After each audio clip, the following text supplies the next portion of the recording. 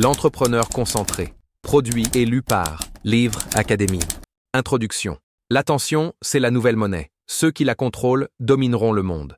Regarde autour de toi. Ton téléphone vibre. Ton cerveau saute d'une idée à l'autre. Tu réponds à un message tout en pensant à ta prochaine réunion, ton prochain post LinkedIn, ton prochain client. Et pendant ce temps-là, une chose précieuse t'échappe. Ta capacité à te concentrer. Tu le sens, n'est-ce pas? Ce brouillard mental, cette impression d'être toujours occupé, mais rarement impactant. Tu avances, mais sans la clarté que tu avais au début. Tu crées, mais dans le bruit. Tu réussis peut-être, mais tu n'as plus le sentiment d'être aux commandes. Ce livre est là pour te ramener au centre. Pas pour t'apprendre à travailler plus vite, mais à travailler plus vrai. Pas pour t'ajouter des hacks de productivité, mais pour t'aider à retrouver la puissance de ton attention, ton énergie la plus rare et la plus rentable. Parce que oui, dans un monde où tout le monde s'agite, celui qui sait se concentrer devient une anomalie. Et les anomalies, ce sont elles qui changent les règles du jeu. En lisant ce livre, vous allez comprendre pourquoi la distraction n'est pas un bug, mais un business model construit contre toi. Comment retrouver des heures de clarté sans changer ton emploi du temps. Comment produire 10 fois plus d'impact en travaillant 2 fois moins. Et surtout, comment redevenir le stratège, pas le pompier de ton entreprise. Je ne vais pas te vendre du rêve. Je vais te rendre ta vision. Je vais te montrer comment retrouver le silence intérieur qui précède toutes les grandes décisions, toutes les grandes idées, toutes les grandes réussites. Tu n'as pas besoin de plus d'outils, de plus de formation ou de plus de bruit. Tu as besoin de moins et de mieux. Alors fais une chose que peu d'entrepreneurs font encore. Respire profondément et écoute ce livre jusqu'au bout et tu penseras différemment. Chapitre numéro 1. Le mythe de la productivité moderne. Ce n'est pas la charge de travail qui nous tue, c'est la dispersion. Peter Drucker croit être productif. Tu crois que tes journées à rallonge, tes 58 notifications par heure, tes 4 appels en même temps et ton agenda saturé sont la preuve que tu avances. Tu crois que ta valeur se mesure à ton niveau d'activité. Et tu te trompes. Parce qu'à ce rythme, tu ne travailles pas vraiment. Tu t'agites. Le monde moderne t'a vendu un mensonge. Que faire plus, c'est être meilleur. Et si tu lis ces lignes, c'est sans doute parce que, quelque part, tu sens que c'est faux. Tu sens ce vide à la fin de la journée, même après avoir tout fait. Tu sens cette fatigue mentale, cette impression de tourner à plein régime sans jamais franchir la ligne d'arrivée. Tu sens que tu es devenu le gestionnaire du chaos plus que le créateur de valeur. Depuis l'école, on t'a appris que la réussite dépendait de l'effort visible, qu'il fallait remplir ton emploi du temps, tes listes de tâches, tes semaines, tes réunions, ton cerveau. Tu as donc appris à produire plus, à répondre plus vite, à courir plus fort. Et paradoxalement, tu t'es éloigné de ce que tu voulais vraiment, le contrôle. Parce que plus tu fais, plus tu subis. Chaque mail, chaque réunion, chaque message devient un petit fragment d'énergie volé à ta concentration. Et tu n'as jamais signé pour ça. Les anciens disaient « Le travail forge l'homme ». Aujourd'hui, le travail le dilue. Ton attention est éparpillée sur 10 fronts.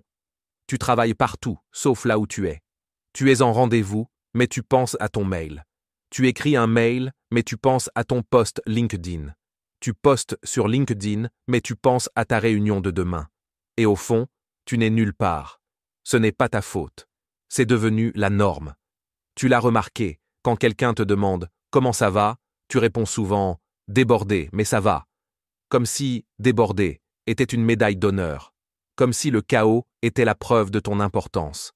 Le business moderne glorifie les zombies productifs, ceux qui dorment 4 heures par nuit, qui hustlent à coups de caféine et de dopamine. On célèbre la fatigue comme un trophée.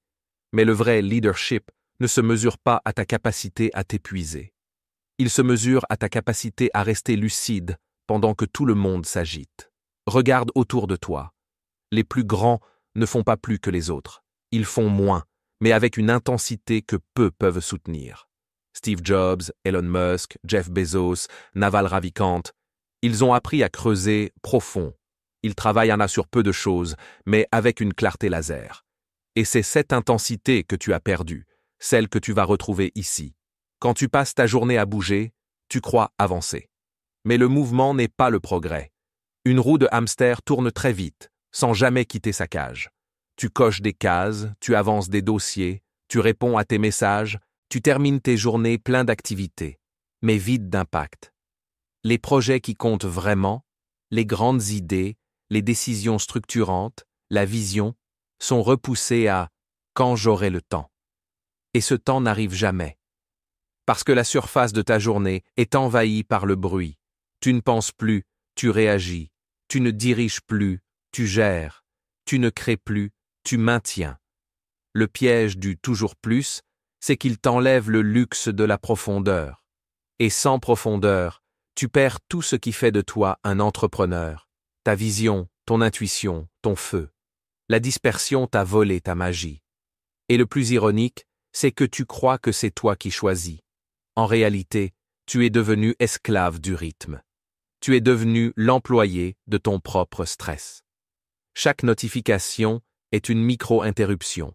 Chaque message, une fracture dans ton flux mental. Des études montrent qu'il faut en moyenne 20 minutes pour retrouver un niveau de concentration après une interruption. 20 minutes. Et toi, combien d'interruptions par heure? 10? 20? 50? Fais le calcul. Tu ne perds pas du temps. Tu perds ton cerveau. Tu gaspilles ta puissance cognitive dans des miettes d'attention dispersées. La conséquence, tu la connais. Stress chronique, créativité en berne, lucidité effacée. Tu appelles ça « bosser dur ». Mais en vérité, tu es juste en train de courir après ta propre ombre. Le bruit est devenu ta drogue, l'agitation, ton identité. Et comme toute addiction, elle te donne l'illusion du contrôle tout en te le retirant. Tu es devenu un entrepreneur brillant enfermé dans une boucle de notifications. Le piège de la réactivité te lève le matin avec une idée claire. Aujourd'hui, tu vas avancer sur ce projet qui te tient à cœur, cette vision qui dort dans ton carnet de notes depuis des mois. Tu t'installes, café à la main, prêt à conquérir ta journée. Et là, ding, une notification, puis une autre, un mail, un message, un rappel, un appel. 30 minutes plus tard, ton café est froid et ton idée s'est évaporée. Ton cerveau, déjà fragmenté avant même 9 heures du matin, a perdu sa trajectoire. Tu es redevenu réactif. Bienvenue dans le piège le plus sophistiqué du XXIe siècle, la réactivité. On te fait croire qu'être réactif, c'est être professionnel, qu'il faut répondre vite, être disponible, présent, en permanence. Mais ce n'est pas de la présence, c'est de la dispersion maquillée en engagement. On a confondu la vitesse avec la valeur. Chaque fois que tu ouvres ton téléphone, une armée d'algorithmes se bat pour une seule chose, ton attention. Chaque notification est une piqûre de dopamine, une microdose de reconnaissance. Tu te sens utile, connecté, vivant. Mais à chaque clic, tu t'éloignes un peu plus de ce que tu voulais vraiment faire. C'est pervers, parce que ce système a compris ton point faible, ton besoin d'être important. Chaque message que tu reçois te chuchote « on a besoin de toi » et tu réponds « encore » et encore. Jusqu'à devenir prisonnier d'une boucle où ton cerveau ne crée plus, il répond « le pire, c'est que tu appelles ça « travailler ». Tu passes ta journée à éteindre des feux, à gérer des urgences, à jongler avec des priorités qui ne sont pas les tiennes. Et le soir, tu te demandes pourquoi tu es vidé alors que tu n'as rien accompli de vraiment important. La réactivité est une illusion de contrôle. Elle te donne l'impression d'agir, alors qu'en réalité, tu réagis. Et quand tu vis dans la réaction, tu n'es plus stratège, tu es soldat. Tu passes ta journée à te battre sur des fronts que tu n'as pas choisis. La vérité, c'est que la plupart des entrepreneurs ne dirigent plus leur entreprise. Ils la subissent. Leur boîte est devenue un monstre affamé qui se nourrit de leur énergie mentale. Ils croient piloter un navire, mais ils écopent de l'eau pendant la tempête. Être réactif, c'est laisser ton environnement décider à ta place. Chaque notification est une main invisible qui tourne ton volant dans une autre direction. Tu crois être maître de ton temps, mais tu ne l'es plus. Tu es maître de ton chaos. Le monde récompense ceux qui savent se concentrer dans le vacarme. Parce que dans une ère où tout le monde parle, celui qui écoute devient roi. Regarde autour de toi. Combien de décisions hâtives ont été prises parce que quelqu'un voulait réagir vite? Combien de projets avortés faute de profondeur? Combien de burn-out déguisés en passion? La vitesse sans direction n'est qu'une course vers l'épuisement. Les grands entrepreneurs savent une chose, le silence est un avantage stratégique. Ce n'est pas un luxe, c'est une arme. Un esprit calme voit plus loin. Un esprit disponible voit plus profond. Un jour, un entrepreneur que j'accompagnais m'a dit « J'ai l'impression de courir toute la journée sans jamais avancer. » Je lui ai répondu « Ce n'est pas une impression. » Il avait tout pour réussir. L'énergie, la vision, le talent. Mais il s'était perdu dans son propre labyrinthe. Ses journées commençaient dans l'urgence et se terminaient dans la fatigue. Son agenda ressemblait à une autoroute saturée. Ses idées, à des véhicules coincés dans un embouteillage permanent. Il ne manquait pas d'ambition, il manquait d'espace. Pendant des mois, il avait cru que le salut viendrait d'un meilleur outil, d'une application de gestion de tâches, d'une méthode miracle pour optimiser son temps. Mais l'ennemi n'était pas dans son agenda, il était dans sa tête. Ce qu'il devait apprendre, ce n'était pas à faire plus, mais à laisser de la place. Je lui ai demandé « Quand as-tu travaillé vraiment pour la dernière fois ?» Silence. Un long silence. Puis un rire nerveux. Il ne savait pas répondre. Ce jour-là, il a compris. Il passait ses journées à s'agiter, à gérer, à coordonner, mais il n'avait pas produit de pensée profonde depuis des semaines. Plus d'analyse, plus de vision, plus de vraie créativité. Juste du flux, juste du bruit. Alors, il a fait un truc radical. Il a fermé tous ses canaux pendant 3 jours. Pas de mail, pas de message, pas de réunion. Juste lui, un carnet et son esprit. Le premier jour, il s'est senti coupable. Le deuxième, nerveux. Le troisième, libre. Il s'est rendu compte que le silence ne le vidait pas, il le nourrissait. Quand il est revenu à ses affaires, il n'était plus le même. En une semaine, il avait résolu un problème qui le bloquait depuis des mois. En un mois, son équipe l'a trouvé plus clair, plus inspirant, plus calme. Il n'avait pas travaillé plus. Il avait travaillé mieux. Ce qu'il avait vécu, c'était l'éveil de la lucidité. Le moment où tu réalises que ta vraie ressource n'est ni ton argent, ni ton temps, ni même ton énergie physique, c'est ton attention consciente. Le retour à l'essentiel, c'est elle qui décide si ta journée sera utile ou vide. C'est elle qui choisit si tu construis ou si tu réagis. C'est elle qui transforme tes heures en valeur. Mais pour la retrouver, il faut d'abord affronter un vide. Ce vide que tu fuis à coups de mails, de messages, de réunions et de petites urgences. Tu crois que c'est de la motivation. C'est de la peur. La peur du silence. La peur du ralentissement. La peur de devoir penser. Le cerveau moderne est devenu accro à l'agitation.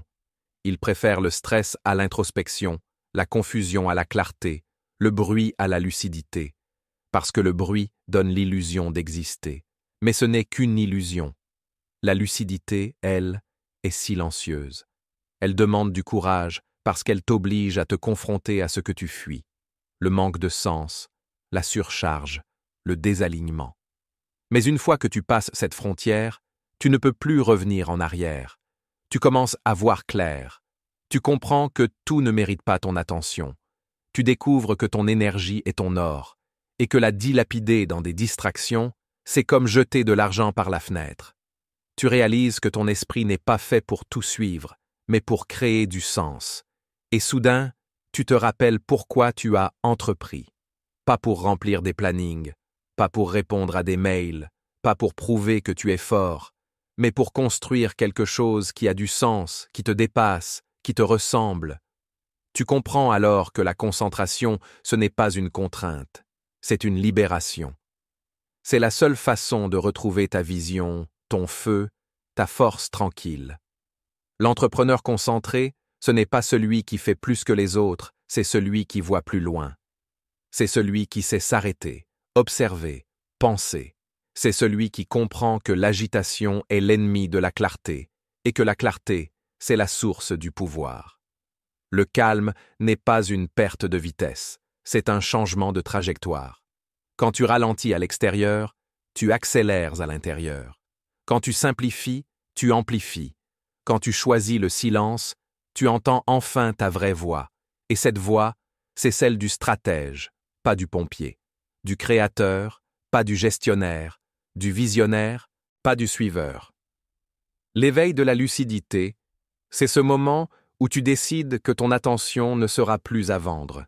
C'est le moment où tu redeviens le pilote, pas le passager. C'est le moment où tu reprends le contrôle.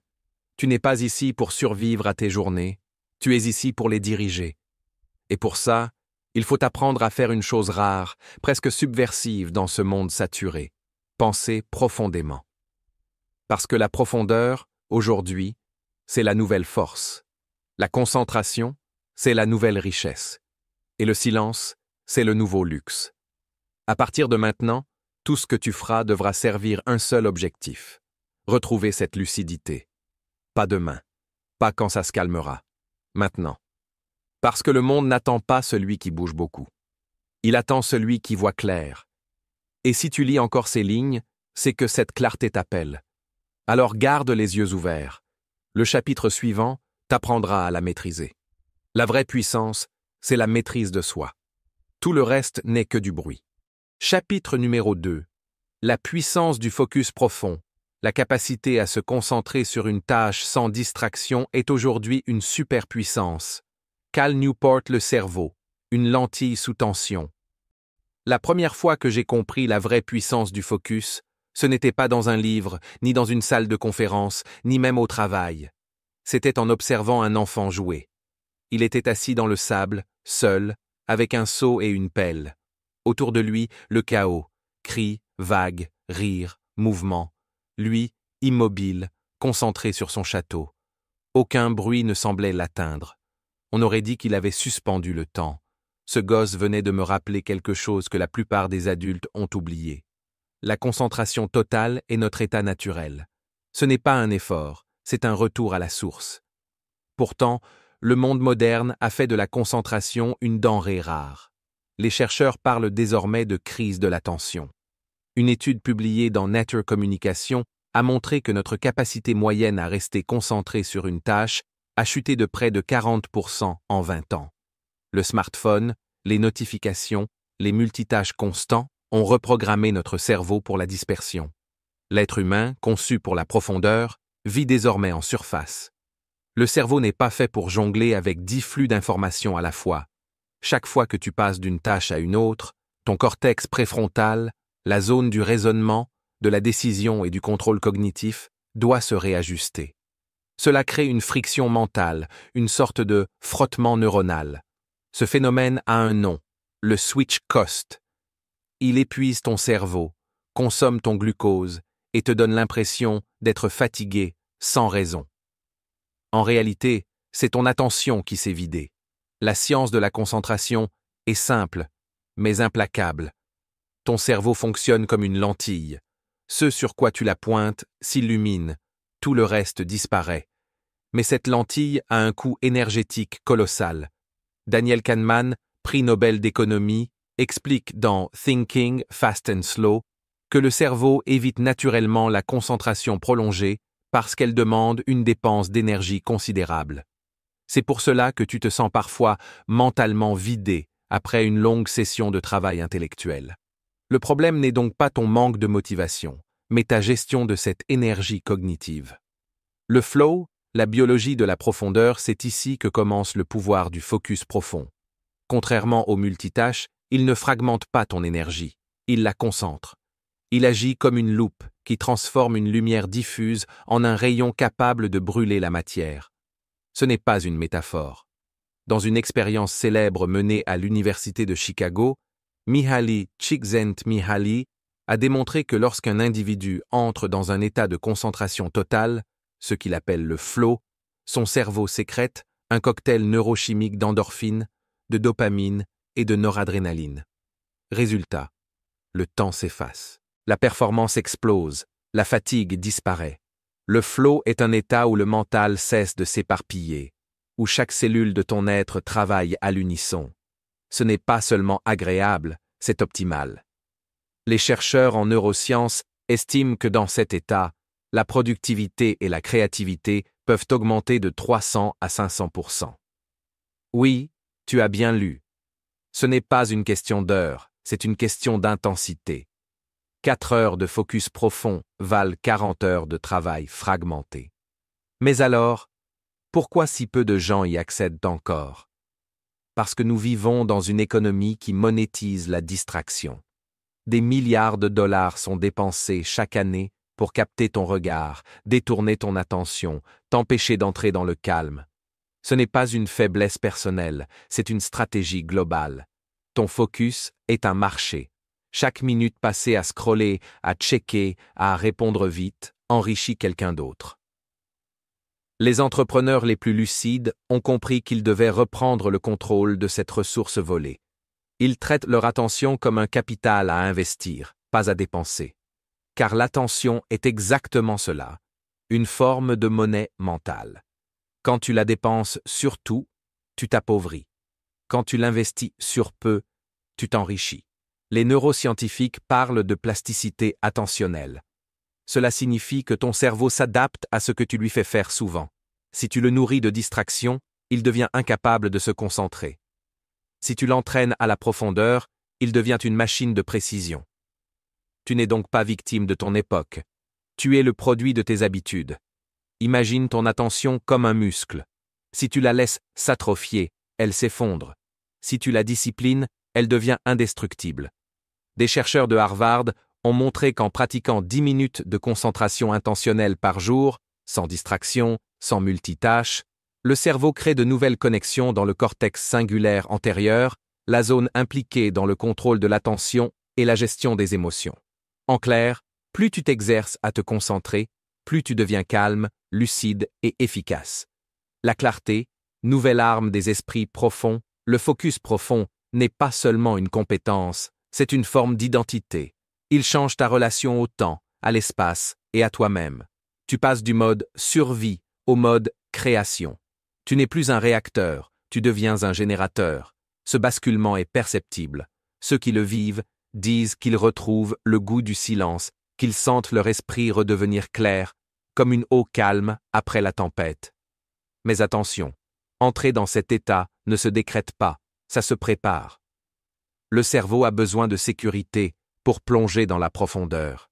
Il doit sentir qu'aucune menace ne plane, qu'aucune notification ne viendra briser sa bulle. C'est pour cela que les grands créateurs, écrivains, scientifiques ou entrepreneurs ont tous des rituels de focus. Certains travaillent toujours au même endroit, à la même heure, dans les mêmes conditions. D'autres pratiquent la méditation, la marche lente ou le silence avant de créer. Ce ne sont pas des caprices, ce sont des protocoles neurologiques. Ils indiquent au cerveau « Nous entrons dans la zone ». Ce que les neurosciences confirment, c'est que le focus est une danse entre deux systèmes. Le système exécutif, celui de la planification, du contrôle, et le système par défaut, celui de la rêverie et de la créativité. Quand tu parviens à les harmoniser, tu deviens redoutable. Ton cerveau pense librement tout en gardant une direction. C'est l'état dans lequel naissent les grandes idées, les innovations, les sauts de conscience. Et si tu veux une vérité brutale, personne n'a jamais bâti quelque chose de grand sans focus profond. Ni Tesla, ni Jobs, ni Picasso. Parce qu'aucune vision ne se concrétise dans la distraction. La profondeur est la seule manière de donner de la densité à tes rêves. Alors la vraie question, ce n'est plus « comment être productif », mais « sur quoi suis-je prêt à concentrer ma vie ?» Parce que ta concentration, c'est ton destin.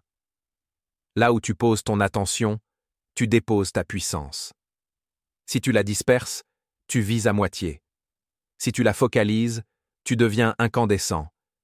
Et quand un esprit incandescent agit dans un monde distrait, il n'a plus de concurrent. Le focus profond n'est pas une technique. C'est une manière d'être au monde. C'est choisir de ne plus être victime du flux, mais sculpteur du temps. C'est redevenir capable de silence dans un univers de bruit. C'est la révolution la plus radicale qui soit, celle de l'intérieur. Et si tu t'entraînes à ce pouvoir, même un peu chaque jour, tu verras apparaître quelque chose de rare. Ce moment où le bruit s'efface, où la clarté revient, où tout devient simple. Tu travailleras moins, tu créeras plus. Tu penseras lentement, mais tu avanceras vite. Tu seras de nouveau cet enfant dans le sable, calme, concentré, libre. Chapitre numéro 3. Reprendre le contrôle de son attention. Celui qui maîtrise son attention maîtrise sa vie. James Clearton. Attention est ton pouvoir le plus précieux. C'est elle qui transforme ton temps en impact, ton énergie en création, ta vision en réalité. Mais aujourd'hui, ce pouvoir t'échappe. Il fuit, comme du sable entre tes doigts. Et tu ne t'en rends même plus compte, parce que cette fuite est devenue la norme. Chaque jour, des centaines de stimuli t'assaillent. Notifications, mails, sons, messages, pensées parasites, obligations. Ce déluge constant a transformé ton cerveau en passoire cognitive. Tu t'y es adapté, bien sûr. Mais cette adaptation a un prix, ta capacité à rester concentré plus de quelques minutes. Des chercheurs de Microsoft ont mesuré le temps moyen d'attention soutenu en 2000. 12 secondes. En 2023, il est tombé à 8. 8 secondes, moins qu'un poisson rouge. Ce chiffre, aussi ridicule qu'effrayant, illustre un fait simple. Nous vivons dans une économie du vol d'attention, et le cerveau n'a pas été conçu pour résister à ça. Quand tu reçois une notification, ton cerveau libère de la dopamine, la molécule du plaisir et de la récompense. Tu ressens une micro-satisfaction, un petit shot chimique qui t'incite à recommencer. C'est une boucle addictive parfaite. Les plateformes numériques sont des casinos cognitifs. Chaque scroll est une promesse de gain aléatoire. Peut-être un message, peut-être un like, peut-être rien. Mais ton cerveau espère. Une étude de l'université de Stanford a démontré que les multitâches chroniques ont un quotient d'attention inférieur à ceux qui consomment régulièrement du cannabis. Pas parce qu'ils sont moins intelligents, mais parce que leur cerveau n'arrive plus à filtrer ce qui est pertinent. Chaque stimulus est traité comme une urgence. C'est comme si ton cerveau gardait toutes les fenêtres ouvertes en permanence. Résultat, lenteur, stress, fatigue, erreur. Et le plus ironique, cette dispersion donne l'illusion de la maîtrise. Tu te sens occupé, connecté, nécessaire. Tu te dis que tu gères tout. En réalité, tu ne contrôles plus rien. Mais la bonne nouvelle, c'est que ce mécanisme est réversible. Le cerveau, grâce à la plasticité neuronale, peut être reconditionné. Comme un muscle fatigué, il peut retrouver sa force. Et la clé, c'est la conscience. Tu ne peux pas combattre ce que tu ne vois pas. Alors regarde, observe la mécanique de ta distraction. Observe comment ton attention est volée. Et une fois que tu l'as vue, tu peux la reprendre. L'art de protéger son espace mental imagine ton esprit comme une pièce blanche. Au début, elle est vide, calme, lumineuse. Puis, au fil du temps, tu la remplis. Un mail par-ci, une notification par-là, une inquiétude, un souvenir, une conversation. Et bientôt, tu n'as plus de place pour toi. Reprendre le contrôle de ton attention, c'est vider la pièce. Tu ne peux pas être concentré dans un environnement conçu pour t'interrompre. Ton cerveau est biologiquement programmé pour répondre à la nouveauté. C'est ce que les chercheurs appellent le novelty bias. À chaque nouveau stimulus, ton cerveau détourne ton regard. Il croit que c'est vital. C'était utile quand tu vivais dans la savane et qu'un bruit pouvait annoncer un prédateur. Aujourd'hui, c'est juste ton téléphone. Alors, la première règle du focus conscient, c'est le design attentionnel. Crée un environnement qui protège ton esprit au lieu de le disperser. Supprime toutes les notifications non vitales. Réorganise ton espace de travail pour qu'il devienne un signal de calme. Mette ton téléphone hors de portée quand tu veux penser profondément. Ce n'est pas de la rigidité, c'est de l'hygiène mentale. Une étude de l'Université du Texas a révélé que la simple présence d'un smartphone sur une table réduit de 20% les performances cognitives, même lorsqu'il est éteint. ton cerveau reste partiellement mobilisé par son existence. Il attend un signal. Ce n'est donc pas une question de volonté. C'est une question d'architecture mentale. Ensuite, établis des plages sacrées de concentration. Des moments non négociables où tu n'es pas disponible. Les chercheurs appellent cela le deep time. Bloque 90 à 120 minutes par jour, sans interruption. Préviens ton équipe, prépare ton environnement et plonge. Ce rituel, pratiqué régulièrement, renforce ton cortex préfrontal, le centre du contrôle exécutif. C'est comme entraîner ton esprit à redevenir souverain. Mais la maîtrise de l'attention ne se résume pas à la suppression du bruit. Elle exige aussi la reconstruction du calme intérieur. Tu ne peux pas contrôler ton attention si tu es émotionnellement agité. Le stress réduit la capacité du cerveau à rester concentré, car il active l'amygdale, la zone de la peur. Le calme n'est donc pas un luxe, c'est une condition biologique du focus. Les neuroscientifiques ont prouvé que la méditation de pleine conscience, pratiquée 10 minutes par jour, augmente la densité de matière grise dans l'hippocampe et le cortex singulaire antérieur, des zones liées à l'attention soutenue et à la régulation émotionnelle. En d'autres termes, la méditation n'est pas une mode. C'est un entraînement cérébral. Si tu refuses de t'y mettre, fais plus simple. Marche sans ton téléphone. Laisse ton esprit vagabonder. Regarde autour de toi. Cette lenteur volontaire répare le système attentionnel. C'est la version biologique du reset. Et puis, apprends à dire non. Chaque oui impulsif à une demande inutile est un fragment de ton attention que tu offres à quelqu'un d'autre. Le non, ce n'est pas de la fermeture. C'est une protection de ton espace mental. Redevenir le stratège de son esprit, reprendre le contrôle de ton attention, ce n'est pas devenir moine. C'est redevenir stratège. C'est choisir délibérément ce qui mérite ton énergie mentale. Chaque jour, des milliers de décisions te sollicitent. Certaines sont triviales, d'autres cruciales. Si tu n'as pas de hiérarchie intérieure, tu t'épuises dans des combats qui ne t'appartiennent pas. Tu dois créer ce que j'appelle un filtre de clarté. Une grille mentale qui t'aide à trier instantanément l'utile du bruit. Demande-toi, est-ce que cette tâche sert ma vision? Est-ce qu'elle fait avancer ma mission? Est-ce qu'elle mérite mon attention consciente? Si la réponse est non, élimine, délègue ou diffère. C'est l'application du principe de Pareto. Mais à ton esprit, 20% de tes pensées produisent 80% de ta valeur. Les meilleurs entrepreneurs du monde ne sont pas ceux qui travaillent le plus. Ce sont ceux qui savent où travailler.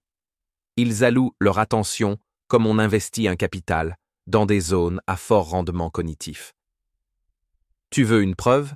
Bill Gates et Warren Buffett ont été interrogés un jour sur la clé de leur réussite. Ils ont donné la même réponse, sans se concerter. Focus, ce n'est pas un hasard. L'attention sélective est une arme économique. C'est elle qui différencie l'agité du visionnaire.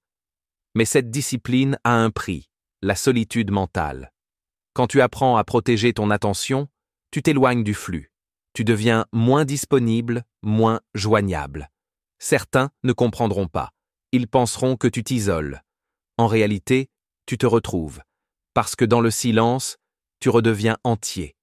Tu te reconnectes à ce qui t'a poussé à entreprendre, créer quelque chose qui a du sens. Et cette clarté intérieure change tout. Tu travailles moins, mais chaque action compte. Tu parles moins, mais chaque mot pèse. Tu réagis moins, mais chaque décision est alignée. Les psychologues parlent de présence consciente. C'est un état où tes pensées, tes émotions et tes actions sont alignées. Tu n'es plus dispersé entre ce que tu fais et ce que tu penses devoir faire. Tu es là, entier, et cet état-là est contagieux. Tes équipes le ressentent, tes clients le perçoivent, tes proches le voient, parce que le calme est une forme d'autorité. Reprendre le contrôle de ton attention, c'est reprendre le contrôle de ton leadership. Un leader distrait épuise son entourage. Un leader concentré l'élève. Alors oui, ce travail demande du courage. Parce que le monde moderne est conçu pour t'en distraire. Mais si tu tiens bon, tu découvriras un pouvoir oublié, la paix. Pas la paix molle du désengagement, mais la paix active du capitaine qui tient la barre pendant la tempête. C'est cette paix-là qui fait la différence entre un entrepreneur qui survit et un entrepreneur qui construit. Et c'est elle, cette paix concentrée, qui t'attend dans le chapitre suivant. Et comme Jules Renard a dit, le calme est la forme la plus rare de la puissance. Chapitre numéro 4. Créer dans le silence. La créativité naît du silence intérieur, là où l'esprit cesse de vouloir prouver et commence à écouter. Eckhart Tolle. Bruit empêche de penser, il existe une vérité que beaucoup refusent d'admettre. Les grandes idées ne naissent pas dans le bruit. Elles meurent dans le bruit. Chaque jour, ton cerveau est bombardé par plus de 70 000 signaux. Sons, messages, notifications, conversations, images, vidéos, publicités, appels. Tout concourt à fragmenter ton attention, à diviser ton esprit. À force de tout absorber, ton cerveau devient un espace saturé, sans silence, sans écho. Tu crois réfléchir, mais en réalité, tu réponds. Ce n'est pas de ta faute. Tu vis dans un monde conçu pour ça. Chaque application, chaque média, chaque alerte est construite pour voler ton attention, la découper, la consommer. Tu penses être libre, mais c'est ton cerveau qui est devenu le produit.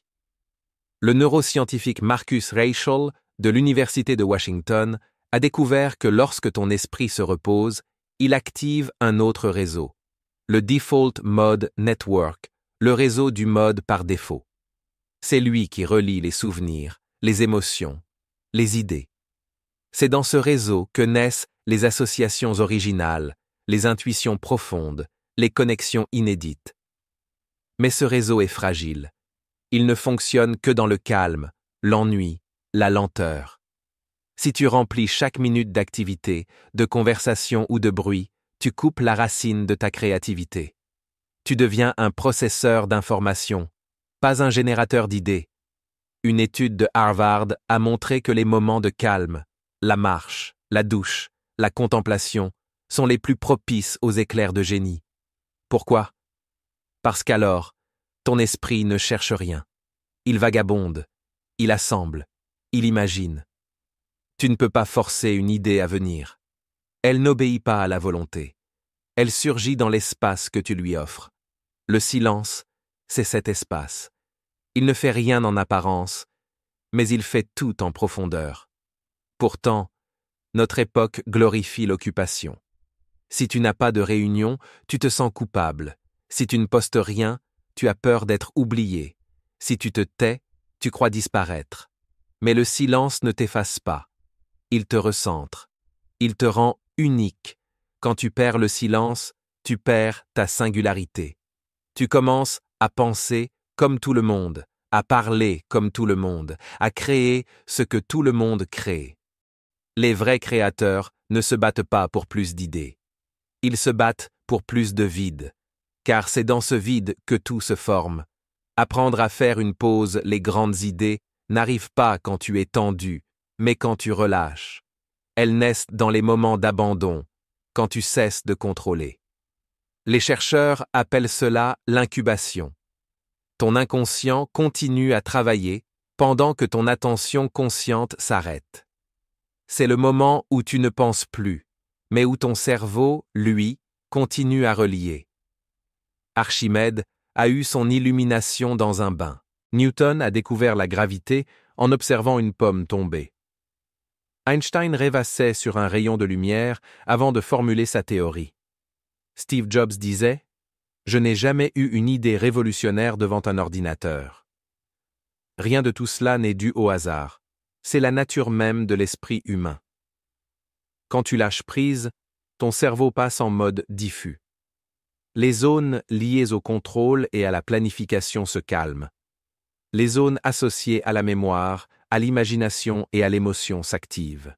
C'est dans cet état que surgissent les intuitions les plus puissantes.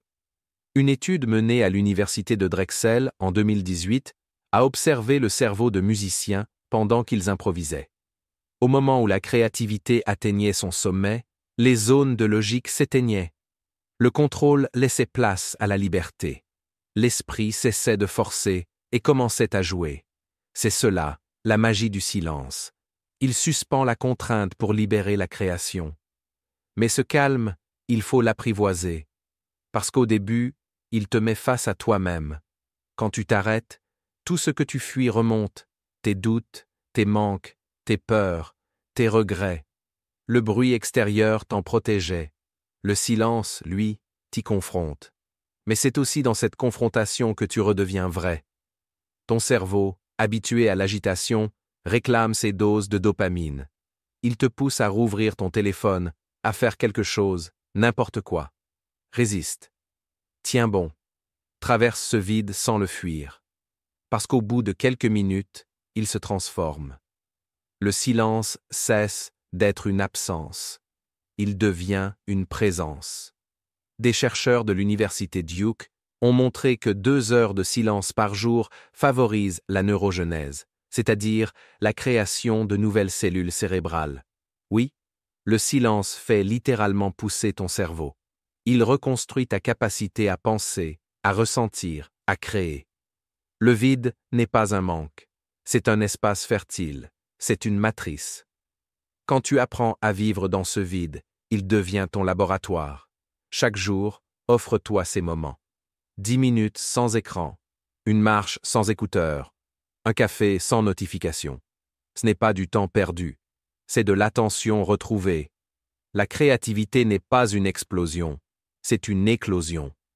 Manfred Spitzer le calme rend plus créatif. Les plus grands créateurs ont un point commun. Ils savent attendre. Ils savent s'arrêter avant d'agir. Ils comprennent que la qualité d'une idée dépend de la qualité du silence qui l'a précédée. Léonard de Vinci observait la lumière des jours entiers avant de peindre. Beethoven marchait seul dans les forêts pour écouter la musique du vent avant de composer. Picasso disait « Sans solitude, aucune œuvre n'est possible ». Bill Gates s'impose 2 fois par an des Think Weeks, des semaines de solitude absolue. Il s'enferme dans une cabane au bord d'un lac, sans Internet, sans téléphone. Il lit, écrit, réfléchit. Et de ces retraites naissent souvent ses plus grandes décisions. Ce n'est pas un rituel mystique, c'est une discipline. Le silence est une infrastructure invisible. Il permet aux idées de se déposer, aux intuitions de se préciser, aux émotions de se calmer. C'est l'équivalent mental du repos musculaire. Sans lui, tu t'épuises. Les neurosciences confirment ce que ces esprits avaient compris intuitivement.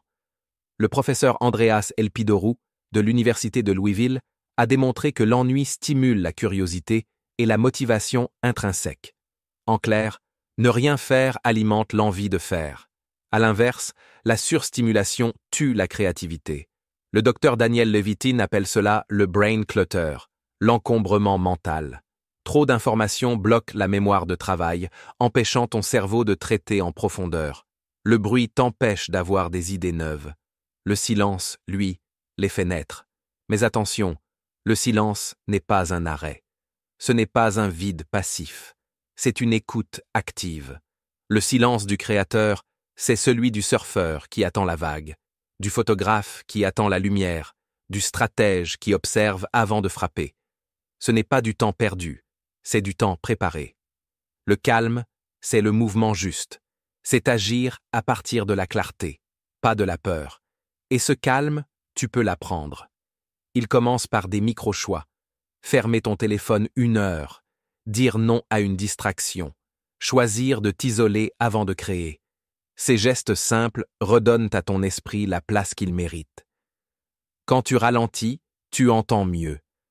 Quand tu entends mieux, tu comprends plus. Et quand tu comprends plus, tu crées mieux. L'entrepreneur concentré, celui qui agit depuis le silence, devient un créateur rare. Son esprit n'est pas dispersé. Il voit ce que les autres manquent. Il prend des décisions qui semblent évidentes, mais qui viennent de la profondeur. Il n'est pas le plus rapide, mais il est le plus juste. Chaque jour, il s'offre des moments de retrait pour penser, écrire, respirer, regarder loin. Ces moments invisibles nourrissent tout ce qu'il construit. Et plus il se tait, plus son travail parle fort. Créer dans le silence, c'est choisir d'exister dans un monde qui hurle. C'est refuser de participer à la cacophonie pour produire du sens. C'est comprendre que l'innovation ne vient pas du bruit, mais du calme. Le silence, au fond, n'est pas un vide. C'est une promesse. C'est là que tout commence. Chapitre numéro 5. L'impact du calme. Rien ne renforce autant l'autorité que le calme. Quand tu découvres la puissance du calme, tu comprends que c'est bien plus qu'un état intérieur. C'est une stratégie, une façon de travailler, de penser et de diriger. Le calme n'est pas une absence de mouvement, c'est un mouvement maîtrisé. Il ne te rend pas lent, il te rend précis. Il ne t'enlève pas ton feu, il lui donne une direction. Dans le tumulte quotidien, la plupart des gens réagissent. Ils répondent aux urgences, courent derrière les problèmes, s'épuisent à tout gérer. Toi, tu apprends à observer avant d'agir, à respirer avant de répondre, à réfléchir avant de décider. Et soudain, tu gagnes une puissance invisible, celle de la maîtrise. Le calme ne se voit pas, mais il se ressent. Dans ta posture, dans ta voix, dans la façon dont tu écoutes. Il donne confiance. Il attire la clarté. Il te permet d'agir sans te disperser. Ce n'est pas du contrôle, c'est une forme d'alignement. Les Japonais ont un mot pour cela, seijaku. Cela signifie le calme dans le mouvement, la paix dans l'action. Les maîtres zen l'enseignent depuis des siècles. La vraie efficacité vient de la tranquillité intérieure. Une main sûre ne tremble pas. Quand tu travailles dans le calme, ton esprit devient comme une eau claire. Tu vois plus loin, plus profondément. Tu ressens mieux les signaux, les gens, les situations. Ton intuition devient plus fine, ton jugement plus juste. Et surtout, tu ne gaspilles plus ton énergie dans des réactions inutiles. Chaque geste compte, chaque parole pèse. Tu avances moins vite, mais tu avances droit. Les neurosciences confirment ce que les sages savaient déjà. Quand tu restes calme, ton esprit reste lucide. Le centre des réactions instinctives se calme. La partie du cerveau qui guide les décisions prend le relais. Tu passes du réflexe à la conscience. Et ce simple basculement change tout. Tu ne subis plus ton environnement, tu le diriges. Le calme transforme le leadership. Un leader calme est un leader contagieux. Sa sérénité agit comme un champ magnétique. Elle apaise ceux qui l'entourent, inspire confiance, crée un sentiment de sécurité.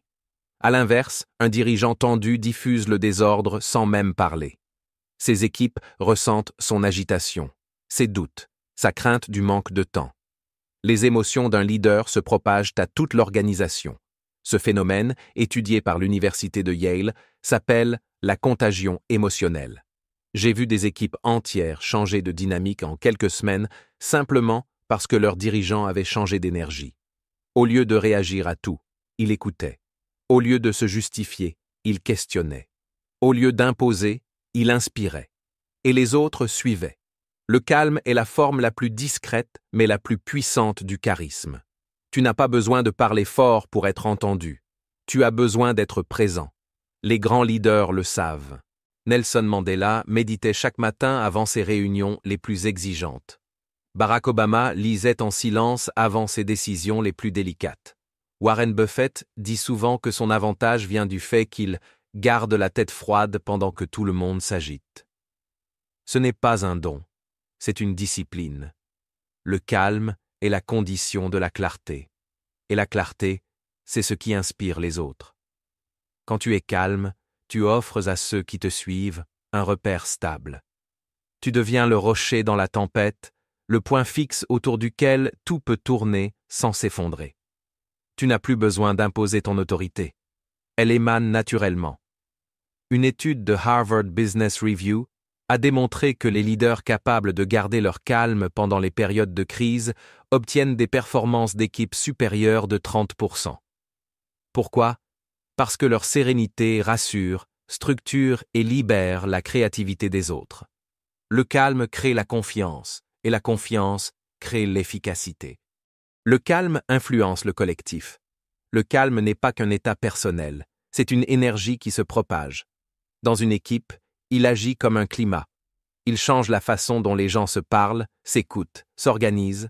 Dans une entreprise agitée, les réunions deviennent bruyantes, les décisions se prennent dans la précipitation et chacun défend son territoire. Dans une culture du calme, les échanges deviennent plus profonds, plus sincères. On cherche à comprendre avant de répondre. On coopère au lieu de rivaliser. J'ai vu des dirigeants transformer leur entreprise simplement en introduisant des moments de silence. Un exemple, une société de design en Europe a instauré 5 minutes de silence avant chaque réunion stratégique. Pas de téléphone, pas de parole. Juste le temps de respirer, d'arriver mentalement. En 3 mois, les réunions sont devenues 2 fois plus efficaces. Les idées étaient plus claires, les décisions plus alignées. Le calme avait créé de la cohérence. Le calme est contagieux parce qu'il réduit la peur. Quand tu es calme, tu ne cherches pas à te protéger. Tu écoutes, tu comprends, tu oses dire la vérité. Et cette honnêteté libère les autres. C'est ce qui rend un collectif fort, la confiance mutuelle. Dans le monde de l'entreprise, beaucoup pensent que la performance vient du stress, de la pression, du rythme. C'est faux. La vraie performance vient de la présence, de la qualité d'attention. Une équipe concentrée, apaisée et connectée est infiniment plus rapide et créative qu'une équipe agitée. Le calme est donc une ressource stratégique. C'est lui qui fait la différence entre une organisation brillante et une organisation brûlée. Le calme, nouvelle forme de puissance. Le calme est souvent perçu comme de la lenteur, de la passivité. En réalité, c'est une force silencieuse, profonde, stable. Dans un monde qui court, celui qui reste calme devient redoutable, parce qu'il voit ce que les autres ne voient pas, parce qu'il ne se laisse pas happer par l'urgence, parce qu'il agit avec intention. Être calme, ce n'est pas être détaché, c'est être présent sans être emporté, c'est savoir quand parler et quand se taire, c'est choisir ses batailles, c'est comprendre que la vraie puissance, ce n'est pas d'avoir raison, c'est de rester lucide. Le calme, c'est la maturité de la conscience, celle qui te fait passer du besoin de prouver au besoin de comprendre, du besoin de briller au besoin d'éclairer. C'est le moment où tu ne réagis plus au monde, tu le façonnes. Dans un univers saturé de bruit, la personne calme devient rare, donc précieuse. On la remarque, on la respecte, on la suit, parce qu'au fond, tout le monde cherche ce qu'elle dégage, de la paix, de la clarté, de la présence. Le calme n'est pas une posture spirituelle, c'est une compétence professionnelle, un avantage concurrentiel. Celui qui garde son calme dans le chaos voit toujours plus loin que celui qui panique. Alors cultive-le, entretiens-le, défends-le. Parce que dans les années qui viennent, ce ne seront pas les plus rapides ni les plus bruyants qui domineront. Ce seront les plus clairs, les plus stables, les plus calmes. Conclusion. Le calme est la condition de la grandeur. Ce livre a commencé avec une prise de conscience. Nous vivons dans un monde saturé de bruit. Un monde où la vitesse est glorifiée, où la distraction est constante, où l'attention, notre ressource la plus précieuse, est exploitée, monétisée, dispersée. Et dans ce chaos, tu as choisi de faire une chose rare, t'arrêter. Tu as parcouru ces pages, non pas pour apprendre à en faire plus, mais pour réapprendre à voir, à sentir, à être. Parce que le véritable progrès ne commence pas par une accélération, mais par une pause consciente. C'est dans cette pause que l'esprit se réorganise, que le sens réapparaît, que la clarté revient. Tu as compris que la concentration n'est pas un exercice de force, mais un art de la présence. Être concentré, ce n'est pas bloquer le monde, c'est choisir consciemment où tu veux placer ton énergie. C'est l'acte le plus puissant qu'un être humain puisse accomplir dans un monde qui veut son attention à chaque instant. Tu as découvert aussi que la productivité moderne est un piège. Elle t'entraîne dans une spirale où tu confonds mouvement et progrès, agitation et impact, occupation et création. Tu as appris à ralentir, à distinguer ce qui compte vraiment de ce qui t'épuise. Tu as compris que le calme ne t'enlève rien. Il te rend à ce que tu es censé être. Le calme n'est pas un état, c'est une compétence. Il se cultive, comme on entretient un jardin. Il se nourrit de discipline, de silence, de lenteur, de lucidité. Il se protège aussi, parce que le monde fera tout pour te le reprendre. Chaque notification, chaque urgence, chaque promesse d'instantanéité est une tentative de t'arracher à toi-même. Mais à présent, tu sais. Tu sais que ton attention est ton royaume, que ton esprit est un espace sacré que tu dois défendre avec respect. Que chaque minute passée en pleine conscience vaut plus qu'une journée passée dans la confusion. L'entrepreneur concentré que tu es en train de devenir ne cherche plus à tout faire. Il cherche à faire ce qui a du sens. Il ne veut plus plaire à tout le monde. Il veut être aligné.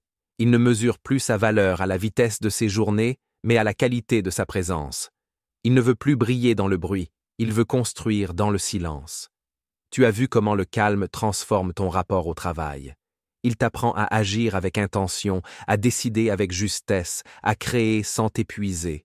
Mais surtout, il transforme ton rapport aux autres. Le calme est contagieux. Il apaise les tensions, inspire la confiance, renforce la cohérence autour de toi. Il te rend plus clair, donc plus crédible, plus simple, donc plus puissant. Et puis, il y a quelque chose d'encore plus profond. Quand tu apprends à être calme, tu redeviens disponible. Pour ton intuition, pour les gens, pour la vie. Tu redeviens un canal clair. Ce n'est plus toi qui cherches les idées. Ce sont elles qui te trouvent. Ce n'est plus toi qui cours après le succès. C'est lui qui vient vers toi naturellement parce que tu n'es plus dispersé. La maîtrise du calme, c'est la maîtrise de ton énergie. Quand tu apprends à la concentrer, tout devient plus fluide. Tu n'as plus besoin de forcer. Tu ressens quand agir et quand attendre. Tu ne réagis plus à la vie. Tu danses avec elle. Et si le monde te pousse à t'agiter, rappelle-toi ceci. Le calme n'est pas une faiblesse, c'est une supériorité invisible. C'est le regard du stratège au milieu du tumulte. C'est la lucidité du marin qui lit les vagues pendant que les autres paniquent. C'est la force tranquille de celui qui sait où il va, même quand la mer se déchaîne. Les entrepreneurs les plus puissants de demain ne seront pas ceux qui parleront le plus fort. Ce seront ceux qui sauront écouter. Ce ne seront pas ceux qui courront le plus vite. Ce seront ceux qui sauront s'arrêter au bon moment.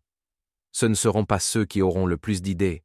Ce seront ceux qui sauront en choisir une et y consacrer toute leur attention. Le calme est une arme dans un monde qui crie. Il te rend libre. Il t'élève au-dessus du bruit, au-dessus du flux. Et cette liberté-là, personne ne peut te la donner. Tu la construis, minute après minute, silence après silence, alors ne cherche plus à remplir chaque instant. Cherche à habiter chaque instant. Ne cherche plus à conquérir le monde. Cherche à te conquérir toi-même. Parce que c'est seulement à partir de là, depuis ce centre paisible et lucide, que tu pourras vraiment bâtir, inspirer et transformer. Tu n'as pas besoin de tout changer demain. Commence simplement par une chose. Chaque jour, offre-toi un moment de calme. Un moment sans téléphone, sans mots, sans attente. Un moment où tu n'as rien à prouver, juste à respirer. Ce moment, c'est ton point de départ. C'est là que tout commence, et c'est là, toujours, que tu devras revenir. Un jour, tu comprendras que le calme n'est pas une pause dans ta vie d'entrepreneur. C'est sa base. C'est le socle invisible sur lequel repose tout ce que tu bâtis. Le silence n'est pas une absence d'action, c'est une autre forme d'action. Celle de préparer ton esprit à créer avec intention. Dans ce monde saturé de bruit, être concentré est devenu un acte de résistance. Et si tu tiens bon, si tu choisis chaque jour de te recentrer, alors peu importe la vitesse du monde autour de toi, tu avanceras toujours avec précision. Le vrai succès n'appartient plus à ceux qui crient le plus fort, mais à ceux qui savent t'écouter. Écouter leur intuition, écouter leur vision, écouter ce que le silence veut leur dire. Parce qu'au fond, c'est là que naissent les plus grandes idées, dans le calme que les autres fuient. Et quand tout semblera s'accélérer à nouveau, souviens-toi, le calme n'est pas une fuite, c'est un choix. C'est la décision silencieuse de ceux qui ont compris que l'impact durable ne vient pas du tumulte, mais de la maîtrise intérieure. Reste concentré, reste présent. Parce que dans le silence des esprits clairs, le futur se construit.